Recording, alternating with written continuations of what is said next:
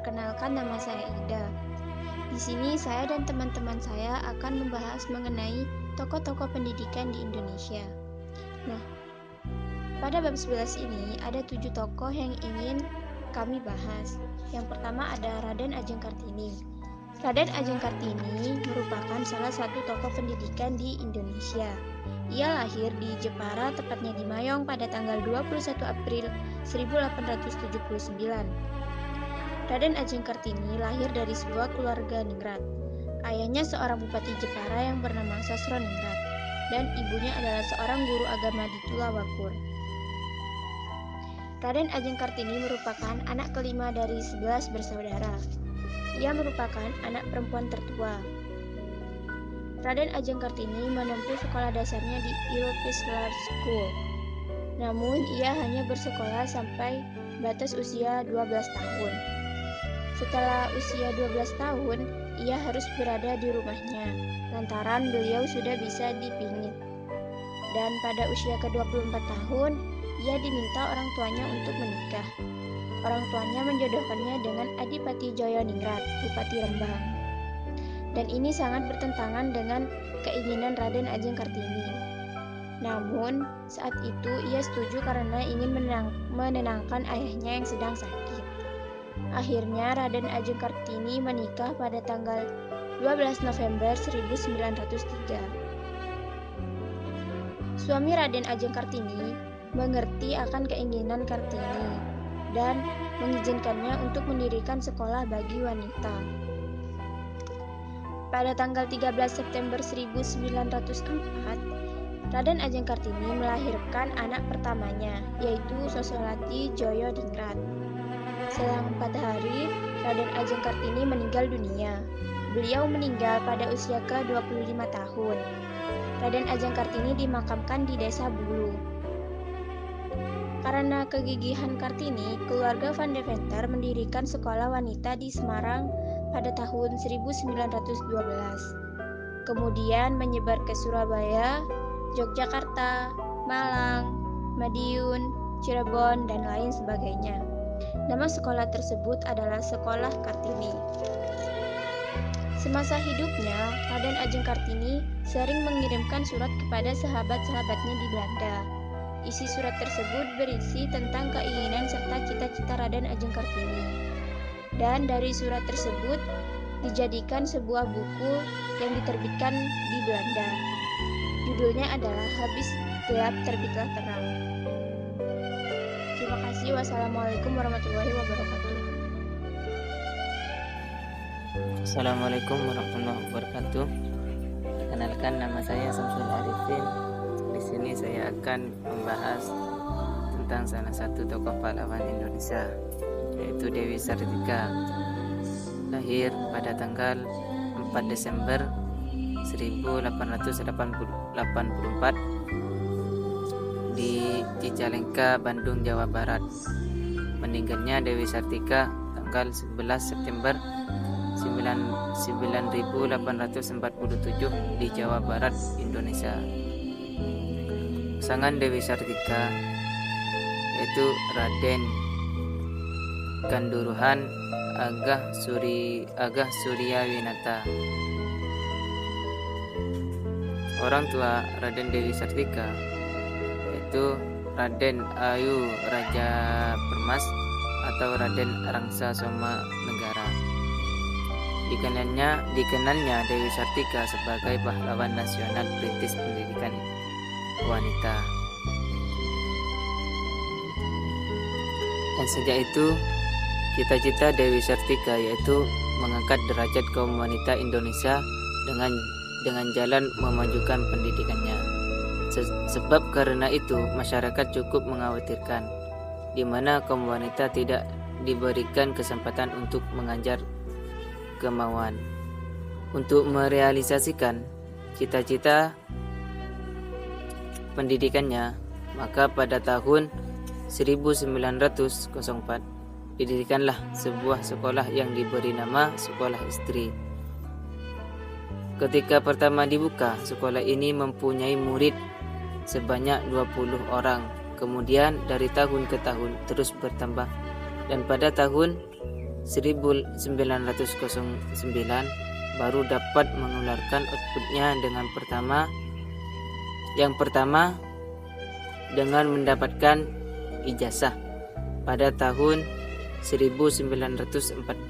Sekolah istri diganti namanya menjadi Keutamaan Istri. Terima kasih. Wassalamualaikum warahmatullahi wabarakatuh. Assalamualaikum warahmatullahi wabarakatuh. Perkenalkan, nama saya Haifa S. Saya akan menjelaskan profil dan biografi tokoh pendidikan Rohana Kudus. Rohana Kudus lahir pada tanggal 20 Desember 1884 di Kota Gadang, Sumatera Barat. Beliau meninggal pada tanggal 17 Agustus 1972 di Jakarta, kebangsaan Indonesia Raya. Ayahnya Muhammad Rashad Muhardja yang merupakan kepala jaksa di pemerintahan Hindia Belanda. Biografi Rohana Kudus. Rohana merupakan kerabat dari beberapa nama besar dalam sejarah politik dan sastra Indonesia. Sang ayah juga merupakan seorang jurnalis dan bahkan dalam keluarganya mengalir deras darah penulis dan penyair dan sekarang diwariskan kepada Rohana. Darah penulis juga diturunkan Rohana kepada penyair ternama di Indonesia yaitu Chairul Anwar. Rohana sejak kecil sudah menggemar membaca surat kabar, dan ayahnya memindahkan Rohana ke Pasaman untuk menambah wawasan berkat rajin membaca surat kabar hingga mulai berani mengeluarkan aspirasi. Rohana adalah pendiri surat kabar perempuan pertama di Indonesia. Rohana dinilai sebagai perempuan Indonesia pertama yang secara sadar memerankan dirinya sebagai seorang jurnalis. Dia bersedia meliputi berita sekaligus menulis dan kemudian dikirimkan ke media massa. Adapun karya-karya Rohana Kudus. 1. Rohana melahirkan surat kabar perempuan pertama di Indonesia yang berjudul Sunting Melayu. Dan kedua, Rohana mendirikan sekolah keterampilan khusus perempuan pada tanggal 11 Februari 1911 yang diberi nama sekolah Kerajinan Amai Setia. Sekolah ini terletak di negara Kota Gadang, Kecamatan Empat Koto, Kabupaten Agam, dan bangunannya masih berdiri sampai sekarang. Assalamualaikum warahmatullahi wabarakatuh. Saya akan menjelaskan biografi Ki Hajar Dewantara. Ki Hajar Dewantara lahir pada tanggal 2 Mei 1889, Kadipaten Pakualaman, Yogyakarta. Meninggal pada tanggal 26 April 1959, Yogyakarta. Nama lengkap beliau yaitu Raden Mas Suwardi Swarjaningrat. Pendidikan Schooltud Opleiding van Indische Ersen, Europische Lager School, dengan karya buku dengan judul Menuju Manusia Merdeka. Beliau dinyatakan sebagai Bapak Pendidikan Nasional Indonesia. Ki Hajar Dewantara punya 3 semboyan yang terkenal yaitu Ing Ngarso Tulodo, artinya di depan memberi contoh, Ing Madya Mangun Kurso, Ing Madya Mangun Karso, artinya di tengah memberi semangat, dan terakhir Tutwuri Handayani, artinya di belakang memberi dorongan. Ki Hajar pernah diangkat menjadi pahlawan nasional yang kedua oleh Presiden Republik Indonesia pertama,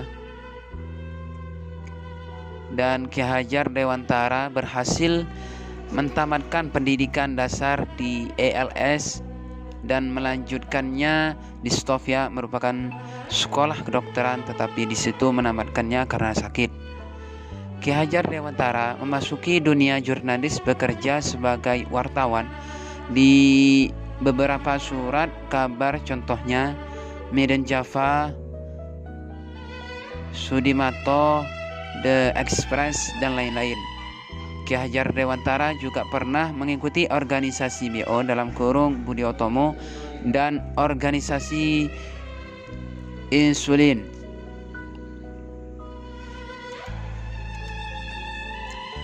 Karya dan pencapaiannya Ki Hajar Dewantara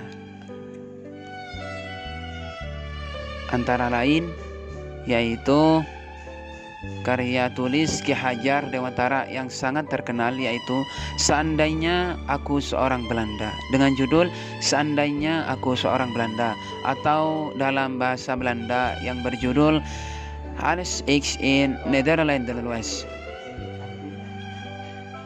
Ki Hajar Dewantara pernah menulis sebuah artikel yang berjudul In for Landmark Ok Land for In, atau satu untuk semua, tapi semua untuk satu. Ki Hajar Dewantara berhasil mendapatkan Europeiski Akta, adalah ijazah bidang pendidikan yang bernilai tinggi dan kelak menjadi landasan untuk memulai institusi pendidikan yang didirikannya. Ki Hajar Dewantara merupakan pendiri perguruan taman siswa. Sekian dari saya. Wassalamualaikum warahmatullahi wabarakatuh.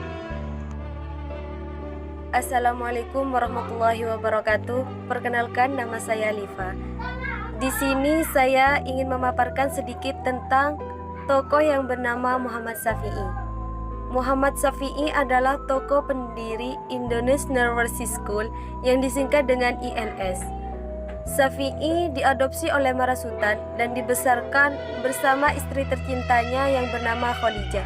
Khalijah tersebut terkenal dengan nama Anduang Khalijah. Muhammad Syafi'i tersebut lahir pada tanggal 31 Oktober 1893 di Ketapang. Beliau meninggal pada tanggal 11 November 1966. Orang tuanya bernama Ibrahim Marasutan. Ibrahim Marasutan lahir pada tanggal 21 Januari 1896, Ketapang, Kalimantan Barat, Hindia Belanda. Pendidikan Muhammad Syafi'i pertama kali sekolah di Raja Bukit Tinggi. Kemudian belajar melukis di Batavia, Jakarta sambil mengajar di sekolah Kartini. Pada tahun 1922, Muhammad Syafi'i menuntut ilmu di negara Belanda dengan biaya sendiri. Beliau juga sebagai ketua seksi pendidikan Perhimpunan Indonesia. Di tanggal 31 Mei 1992, berangkat ke negara Belanda menempuh pendidikan selama 3 tahun dan memperoleh ilmu musik, menggambar, pekerjaan tangan, dan sampai di Indonesia beliau mengabdikan ilmu pengetahuannya. Dan pada tahun 1922, Muhammad Syafi'i menuntut ilmu di negara Belanda dengan biayanya sendiri. Sekian sekilas tentang Muhammad Syafi'i. Saya ucapkan terima kasih. Wassalamualaikum warahmatullahi wabarakatuh. Kiai Haji Ahmad Dahlan. Kiai Haji Ahmad Dahlan lahir pada 1 Agustus 1868 di daerah istimewa Yogyakarta dan meninggal pada tanggal 23 Februari 1923 di daerah istimewa Yogyakarta. Nama lengkap Muhammad Dahlan adalah Muhammad Darwisi. Kiai Haji Ahmad Dahlan adalah putra keempat dari 7 bersaudara Kiai Haji Abu Bakar. Kiai Haji Ahmad Dahlan atau disebut juga Muhammad Darwisi adalah salah satu pahlawan nasional pendiri Persyarikatan Muhammadiyah. Beliau juga seorang wirausaha berdagang batik. Pada umur 15 tahun, pergi haji dan tinggal di Mekah selama 5 tahun. 1903, beliau kembali ke Mekah dan menetap di sana selama 2 tahun. Pada masa itu beliau sempat berguru kepada Syekh Ahmad Khotib, guru pendiri NU yaitu Kiai Haji Hashim Asy'ari. Pulang dari Mekah, beliau menikah dengan sepupunya sendiri yang bernama Siti Walidah. Dia juga seorang pahlawan nasional pendiri Aisyah. Pengalaman organisasi Kiai Haji Ahmad Dahlan. Pada 1912, beliau mendirikan Muhammadiyah di Kampung Kauman, Yogyakarta. Muhammad Dahlan telah menetapkan bahwa Muhammadiyah bukan organisasi politik tetapi bersifat sosial dan bergerak di bidang pendidikan. Ahmad Dahlan sempat mengajar agama Islam di Sekolah Osvia Magelang. yang merupakan sekolah khusus Belanda untuk anak-anak priai. Pada tanggal 20 Desember 1912 mengajukan permohonan kepada pemerintah Hindia Belanda. Permohonan tersebut baru dikabulkan tahun 1914. Izin tersebut hanya berlaku di daerah Yogyakarta saja. Hindia Belanda sangat khawatir akan tersebar luas organisasi tersebut. Karena dibatasi, Ahmad Dahlan menyiasatinya cabang Muhammadiyah untuk memberi nama lain, misal Nurul Islam di Pekalongan, Al-Munir di Ujung Pandang, Ahmadiyah di Garut, sedangkan di Solo berdiri Perkumpulan Sidik Amanah Tabligh Fatonah. Di Yogyakarta menganjurkan adanya jemaah dan perkumpulan untuk mengadakan pengajian dan menjalankan kepentingan Islam. Akhirnya Muhammadiyah disebarluaskan oleh Ahmad Dahlan dengan mengadakan tabligh ke berbagai kota dan juga melalui relasi-relasi dagang yang ia miliki.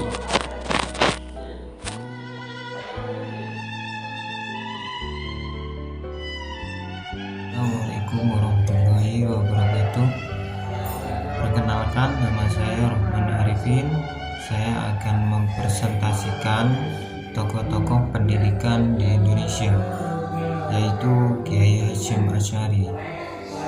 Kiai Hasyim Asy'ari memiliki nama lengkap Muhammad Hasyim bin Asy'ari bin Abdul Wahid bin Abdul Halim atau nama populer Pangeran Benawan bin Abdul Rahman, dengan julukan Jaga Tingkir, Sultan Hadiwijaya bin Abdullah bin Abdul Aziz bin Abdul Fattah bin Maulana Ishaq bin Ainul Yakin yang populer dengan sebutan Sunan Giri.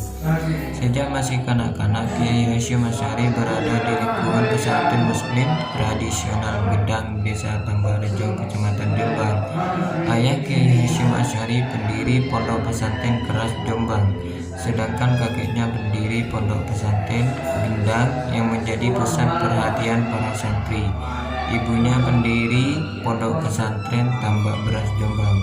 Sejak umur 15 tahun, Kiai Hasyim Asy'ari pindah pesantren dari Gendang ke Keras dan dia menghabiskan masa kecil di tempat tersebut. Setelah meninggalkan Keras, beliau menjalani berbagai pesantren hingga nikah. Umur 21 tahun, Kiai Hasyim Asy'ari menikah dengan Nafisah. Tidak lama kemudian berangkat ke Mekah bersama istri dan mertuanya untuk menunaikan haji, dan Kiai menetap di sana untuk menuntut ilmu. Tak lama kemudian Nafisah meninggal dunia yang telah melahirkan anak pertamanya, yaitu Abdullah, dan disusul anaknya meninggal dunia, dan akhirnya Kiai memutuskan kembali ke Indonesia. Akhirnya Kiai Hasyim Asy'ari menikah lagi dengan Khadijah putri Kiai Romli. Pernikahannya dilakukan di Mekah. Ternyata tak lama kemudian Khadijah meninggal dunia, dan ketiga kalinya beliau menikah lagi dengan Nafikoh dan mendapatkan 10 orang anak. Tak lama kemudian Nafikoh meninggal dunia, dan keempat kalinya beliau menikah lagi dengan Masyruroh dan memiliki 4 orang anak, dan bersama Masyruroh merupakan perkawinan terakhirnya Kiai Hasyim hingga akhir hayat. Riwayat pendidikan Kiai Hasyim Asy'ari. Kiai Hasyim Asy'ari menghabiskan waktunya di tanah suci Mekah dan Madinah. Beliau termasuk salah satu santri yang benar-benar serius menerapkan falsafah Jawa, luru ilmu kanti laku, atau mencari ilmu adalah dengan berkelana atau sambil kelana. Kiai Hasyim mulai mengenal dan mendalami tauhid, tafsir, hadis, bahasa Arab, dan bidang kajian Islam lainnya. Beliau sejak umur 13 tahun telah mampu menguasai kajian Islam. Beliau pernah belajar di Pondok Pesantren Wonokoyo atau Probolinggo, lalu pindah ke Pondok Pesantren Langitan atau Tuban. Merasa belum cukup melanjutkan penggemaran intelektualnya ke Pondok Pesantren Tenggilis atau Surabaya, dan pindah lagi ke Pondok Pesantren Kedemangan atau Bangkalan. Di saat itu diasuh oleh Kiai Khalil. Setelah itu melanjutkannya Siwalan Panji atau Sidoarjo, diasuh oleh Kiai Yakub. Selama 3 tahun menjelajah pesantren, beliau mendalam-dalamnya bidang kajian Islam seperti tata bahasa Arab serta fikih dan tasawuf. Kepada Kiai Khalil sementara di bawah bimbingan Kiai Yakub berhasil mendalami tauhid, fikih, adab, tafsir, dan hadis. Setelah itu beliau pergi untuk lebih mendalam lagi, yaitu ke Mekah sambil menunaikan haji. Di sana beliau berguru pada syekh terkenal di Mekah. Karena beliau memperoleh kepercayaan untuk mengajar di Masjid Al-Haram. Karya-karya Hasyim Asy'ari, At-Tibyan fi Al-Na'yan, Muqatta'at Al-Arham, wa Al-Qarib, wa Al-Ikhwan, Muqaddimah Al-Qanun, Al-Asasi Il-Jam'iyah Nadlatul Ulama, Risalah fi Taqid Al-Kahzi fi Mazhab Al-Ayyimah Al-Arba'ah, Arba'ina hadisan tata'alaku di mabadi Jam'iyah Nadlatul Ulama. Sekian dari saya. Wassalamualaikum warahmatullahi wabarakatuh.